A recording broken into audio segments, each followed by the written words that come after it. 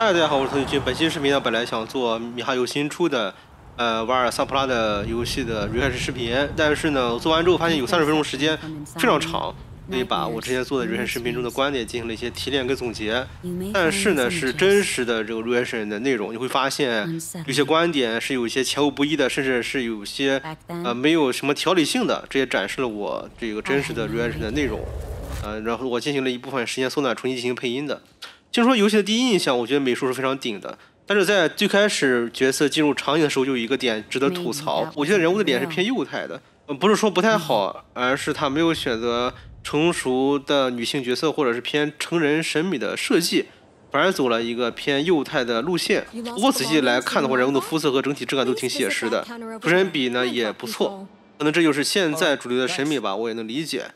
游戏开始的美术非常令人震撼，引擎我有点拿不准，是米哈游自研的引擎，还是用虚幻，又或者是之前用的很熟练的 Unity 呢？在我看视频的前一段时间里，我感觉人物模型特别像韩国厂的风格，然后在角色往前奔跑的时候会撞到其他的 NPC 角色，出现的撞击效果做的还挺到位的。然后我在实际视频上还吐槽了一下这个 demo 的实际演示，居然有30分钟，实在太夸张了。紧接着一个画面就带入了聊核心设定的一点。世界观是围绕沼泽化来展开的，说沼泽化会影响人的意识，这设定就有点越听越熟悉，我的感觉有点像《死亡搁浅2》里面的小雨的设定啊，就是在那个游戏中能够生成雨，在整个《死亡搁浅》内容中也有类似污染的物质出现，而且游戏中的角色穿着也特别像雨衣，多少有点致敬的味儿了。我做出这个结论的时候呢，并没有完整看完整个视频啊，没想到正好跟游戏中这个角色用雨伞的设定有点碰上了。然后再看一下场景跟人物的反差，然后我觉得警察局是偏西方的建筑，但整个游戏角色都是偏日韩的面孔啊。当然也有可能我们看完欧美的面孔，在看亚洲人的面孔的时候，可能有一种不太适应的感觉。那可能我们后面看习惯也就好了。这款游戏中建筑的还原度、细节考究还是很高的。虽然说人物的脸我不太喜欢，但是游戏中的细节是拉满的，动作特别流畅。你像在警察局跟这个男性 NPC 角色聊天的过程中 ，NPC 的动作是很灵动的，拼音跟口型是完全对得上的，一点也不呆板。我感觉米哈游应该用了一些动捕啊，做得非常用心的。让我再解释一下这种游戏中人物的脸或者这种造型的选择呢，其实是现在比较流行的脸，对于大多数的玩家来讲没有距离感，受众非常广，而且除了脸部以外，整体画风还是偏写实的，不太容易出戏。都算是稳妥的选择了。紧接着，这个游戏中的角色就进入面试的场景了，然后感觉游戏氛围有点不妙。我在第一时间反应，这个游戏不会是恐怖游戏吧？或者说女主是被催眠了，一进来就被催眠睡着了，她进入的是一个梦中的世界呢？还是说女主直接穿越了，进入一种异次元空间了？但没想到，就是真实的游戏中的场景就是这个样子的。然后在这个场景中出现这个全身黑衣带雨伞角色，妥妥致敬了《雨中曲》的电影的角色，造型简直一模一样，一下就能看得出来。紧接着，玩家就跟随着 NPC 走动，顺便介绍了游戏中警察局存在这么一个设定。后面就是紧接着是战斗系统，出现了什么空心人的阴影巡逻队，还有通过镜子打开通道的一些设定包括这些沼泽里面一些奇怪的怪物这些内容。我第一反应看到时候，难道里面是有里世界跟表世界吗？后来发现呢，就警察局那个诡异的样子都是真实的形态。这个整个警察局看起来就调查这种异常事件的地方。游戏中并没有采用表世界跟里世界这种设定。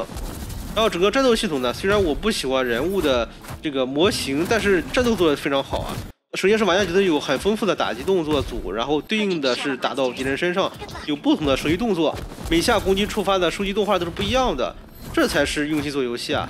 那我在做实际 reaction 视频的时候呢，还对比了一下《动物朋克》中的一个动作系统啊。之前也吐槽过，像《动物朋克》这款游戏，敌人的数据动画基本都是一样的，除了最后一次这个击飞效果做出一些区分以外，我感觉《动物朋克》有点太偷懒了。而且《瓦尔萨普拉》这款游戏的战斗是特别有想象力的，用雨伞当武器也就算了，还能撑伞往上飞。另外还有伞旋转攻击带动的气流的这种攻击，坠落也有 AOE 的效果。另外还能踩中空中的一些类似玻璃形状的物品，激发坠落攻击。另外像是锁定器平移后续的连续动作，或者是技能攻击的飞行倒地动作，也有明确的逻辑区分，招式清晰。另外有个点我觉得稍微有点问题，就是我们在拿伞飞行的时候呢，因为是往上飞的，所以呢玩家的视角是有一定问题的。如果是玩家拿伞往下坠落的时候，大家会发现呢，玩家的视角能看到角色下方是什么样子的。这样对于玩家后续的前进方向有一个明确的判断。但是玩家如果拿伞往上飞的时候呢，视角就有一些问题了，因为你看不到上方的位置，你又看不到未来的行动方向了。所以在这上面，我觉得也可以做一些设计上的区分。在往上飞的时候呢，会把玩家的视角自动往上抬一下，稍微能让玩家看到上升方向的路径是什么样子的，做好一个方向的判断。另外就是我觉得游戏中的潜行部分做的稍微有点简单，但也胜在这种干净利落吧。另外还发现一个小的设计，玩家受伤越严重，左下角血量掉的越多的时候呢，视角就会变窄，周围变黑，代入感还挺强的。这种设计可能来自于《使命召唤》中这种受伤之后整个视野变窄的情形，那说明这款游戏的很多细节还是尽量做到位的。另外后续还有切换角色的设定，不同角色的技能做得非常丰富。另外，像拿书本攻击这个角色，他召唤书本之后，书本会在整个场景中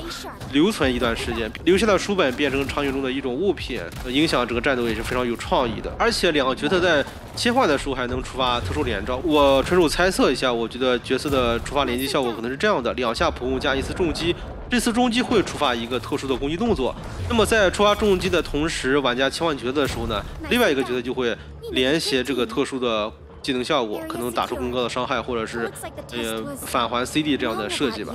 当然，游戏中也有技能 CD 和大招的设计，跟人物角色的配合还是很高的。在做 reaction 的视频中呢，这个时候我做了一下游戏中的新手引导，或者说你理解为心流设计也可以的分析。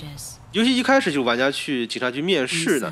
在背景声音中引出了那时的我会怎么样的一个谜团，引起玩家对这个角色身份沉迷的一种幻想和好奇。接着通过面试场景引入了新的世界观，在面试中其他人都晕倒，玩家角色进入黑的场景，让玩家好奇这到底是里世界，还是玩家真实的角色被砸晕了，还是自己的梦境呢？让玩家有很多猜测。最后揭晓警察局就是处理这种异常现象的地方，这就是真实的世界，层层递进。另外，随后的新手教学也不是在默认场景里面直接进行的，而是通过镜子穿越到一个新的场景中。而且这样战斗的新手教学引导完之后，紧接着又衔接着潜行玩法的引导，节奏感特别紧凑。说完这些，还有一点要回顾一下，在游戏中1对多的战斗情形下呢，有一次似乎攻击切换目标的时候没有锁定箭头或者箭头的变化，看起来是玩家按方向键，然后呢系统就自动找离你波动方向最近的敌人，这个设计也是非常好的。那么在以往游戏中也很常见，比如说像足球游戏中，玩家传球给其他队友的时候呢，你波动摇杆的方向就会指向屏幕上面离着这个方向最接近的队友。再说说其他细节，有些场景细节的互动做的特别好，比如说上楼梯的时候呢，一个扶墙的动作显得特别真实。因为在警局里面，玩家角色坐下的动作也会显得很真实。另外一点就是米哈游之前做手游的经验，其实心流设计他们是非常熟悉的。整个背景介绍的内容其实是靠着对话来推进，但是通过很多元素的添加、剧情引导啊、心流设计，都把游戏前3分钟的内容和世界观完整的演示出来，而且整个30分钟的内容，我觉得代入感是非常强的。另外，游戏中的这种地形杀、场景破坏效果也是非常突出的，因为第二段场景是玩家驾驶车辆在市区横冲直撞 ，NPC 遇到车辆之后呢，会有一个紧急避险的动作，这种 NPC 的移动也显得很自然，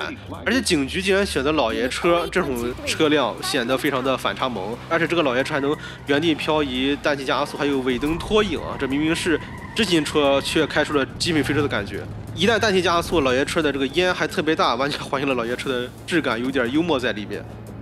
再跟旁边的现代车型对比就更逗了。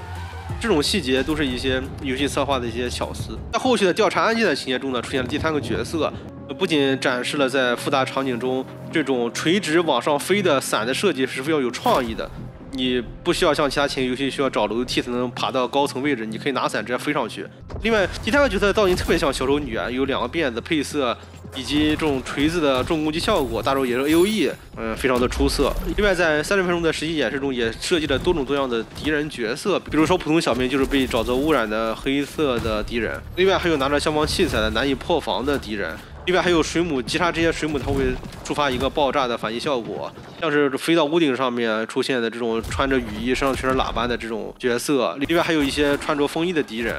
这些角色的设计一方面是类型功能多样，还有跟主题很契合，像是受到沼泽这个主题的影响的敌人角色，像是受到雨影响的穿着风衣或者穿着雨衣的角色。而且在剧情对话中还有多个选项，可能会影响玩家跟角色的好感度，甚至可能会影响游戏的结局等等。不过具体的剧情我就不深扒了，大家看视频的时候就能看得到这个剧情对话的。最后总结一下，虽然我个人不太喜欢偏幼态的脸，但是人物模型还有美术风格都非常的细致，非常的丰富写实。这款游戏我觉得做的非常精彩。最突出一点就是战斗充满想象力，细节拉满，动作流畅，设计动画都做得非常的细致，是认真打磨的一部作品。美术场景还原度非常高呢，就是使得整个世界观非常让人信服。同时，这种世界观设定也有新意嘛，这种被沼泽污染的场景非常好。另外，第二段场景展示的驾驶潜行、多角色切换的玩法非常丰富，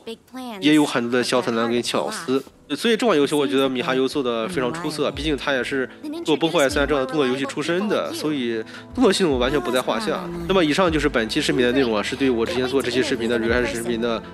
总结啊。如果你喜欢本期视频的话，欢迎点赞关注，我们下期再见。